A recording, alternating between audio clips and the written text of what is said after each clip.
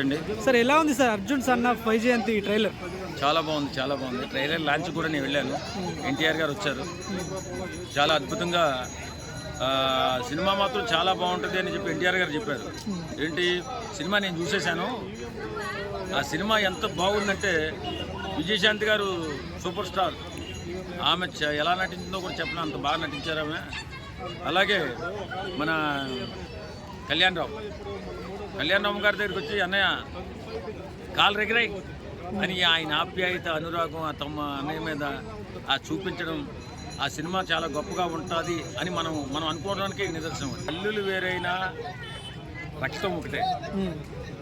వీళ్ళు ఎంత ప్రేమగా ఉంటారంటే అన్నదమ్ములు, చాలా అద్భుతంగా.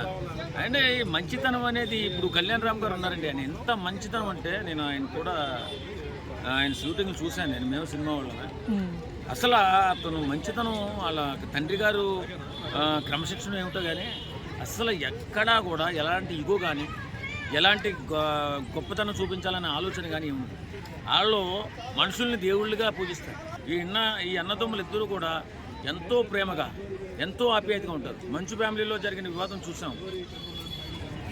వాళ్ళు కూడా బాగుంటే బాగుంటుంది. ఎందుకంటే మోహన్ బాబు గారు ఆ సమస్యని కూర్చోబెట్టి అది సర్దితే బాగుంటుంది. లేకపోతే వాళ్ళ ఫ్యామిలీ చాలా అందరూ కూడా చెప్పుకునేది, అందరికీ కూడా రోడ్డు మీదకి వచ్చేసినట్టుగా అనిపిస్తుంది.